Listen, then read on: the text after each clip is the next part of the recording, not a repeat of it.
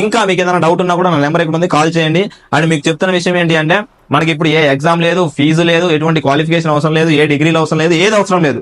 మీరు జస్ట్ ప్రాణాలతో ఉండి మీ ఏజ్ 18+ ఉంటే చాలు. అసలు 18+ లేకపోయినా మీ పేరెంట్స్ ద్వారా కూడా ఐడి తీసుకొని చేయొచ్చు. ఎందుకంటే అలా తీసుకొని లక్షలు తీసుకుంటున్న వాళ్ళు ఉన్నారు. ఓకేనా? సాయి భార్గవి. సో ఆమె అమ్మాయి జస్ట్ ఇంటర్ చదువుకుంటూ నెలకు ₹1,00,000 పైన ఇన్కమ్ తీసుకుంటుంది.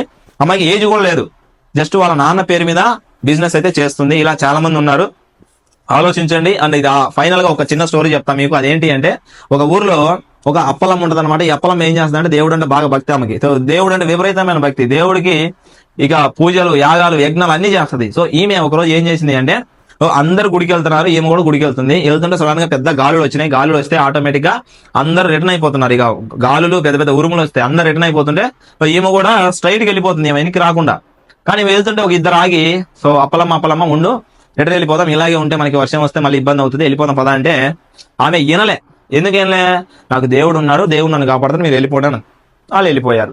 ఆ తర్వాత అప్పలమ్మ లోపలికి వెళ్ళిపోయింది. గుడిలోకి విపరీతమైన వర్షం పడింది. ఆల్మోస్ట్ గుడికి సగానికి నీళ్ళు వచ్చినాయి. సగానికి నీళ్ళు వచ్చినా కూడా లోపల ఏం చేస్తుంది? పూజలు, యాగాలు, అగరబత్తులు వెలిగిస్తుంది. వచ్చింది, ఇంకొక ఇద్దరు పడవేసుకొని వచ్చారు. వచ్చి అప్పలమ్మ రా వెళ్ళిపోదాం, సో ఇలాగే ఉంటే వర్షం బాగా పడుతుంది, ఇబ్బంది పడతావు, నువ్వు చనిపోయే ఛాన్స్ కూడా ఉంటుంది అని అంటే అప్పలమే పోడరా, మీరు ఎందుకు వచ్చారా, నన్ను దేవుడు కాపాడుతాడు, మీరు వెళ్ళిపోండి అన్నది. సో వాళ్ళ తిట్టి తరిమేసింది, వాళ్ళు వెళ్ళిపోయారు. ఆ తర్వాత అప్పలమ్మకి ఆల్మోస్ట్ నీళ్ళు ఎక్కడ దాకా వచ్చేసాయి, చేతులు మాత్రం ఊగుతుంది. పైన నుంచి హెలికాప్టర్ వచ్చింది. హెలికాప్టర్లు ఇద్దరు దిగి అప్పలమ్మ రా అప్పలమ్మ, సో నేను కాపాడుతాను అని చెప్పి చేయిస్తే చేయని కొట్టి మీరు ఎందుకు వస్తున్నారు రా, నా దేవుడు నన్ను కాపాడకుండా మీరు వెళ్ళిపోడరా అన్నది. వాళ్ళు కూడా వెళ్ళిపోయారు. లాస్ట్ కి అప్పలమ్మ చనిపోయింది. చనిపోయిన తర్వాత అప్పలమ్మ పైకి వెళ్తుంది కదా, నరకమా స్వర్గమా తీర్పు తీరవాలి కదా.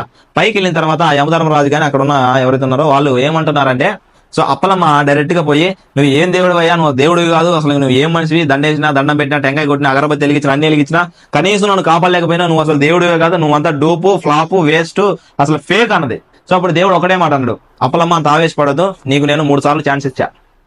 అక్కడ సూచనలు అక్కడ ఉన్నప్పుడే నేను ఒక ఇద్దరిని ఆపి, ఆ ఇద్దరిలో నేనే ఉన్నా. సగానికి నీళ్ళు వచ్చినప్పుడు పడవేసుకొని వచ్చి అక్కడ నేనే ఉన్నా. హెలికాప్టర్ లో వచ్చినప్పుడు కూడా నేనే ఉన్నా, అక్కడ కూడా నేనే ఉన్నా. కానీ నువ్వు నన్ను గుర్తించలేదు. నీకు ఇచ్చిన అవకాశాలు నువ్వు నీ కాళ్ళతో నువ్వు తలదనుకున్నావు. ఈ రోజు ఈ సిచ్యువేషన్ అయింది నీకని. ఎందుకంటే మన అందరం పేదరికము, మిడిల్ క్లాస్ లో ఉండే వాళ్ళ యొక్క మైండ్ సెట్ ఎలా ఉంటుంది అంటే ఏది వచ్చినా కానీ దాని ముందు ఫేకు ఫ్రాడ్, వేస్ట్ ఇట్లా అనుకుంటా బతికితే మన జీవితాలు కనీసం ఒక్క మెట్టు కాదు కదా, ఒక ఇంచు కూడా పైకి వెళ్ళలేం మనం.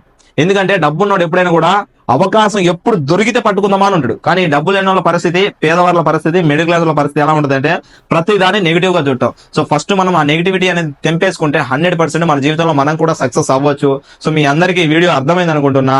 ఈ వీడియోలో మీకు ఏదైనా కానీ అర్థం కాని విషయం ఏదైనా ఉంటే 100% మీరు నాకు కాల్ చేయండి, క్లారిటీ తీసుకోండి. క్లారిటీ తీసుకున్న తర్వాత వెనక్కి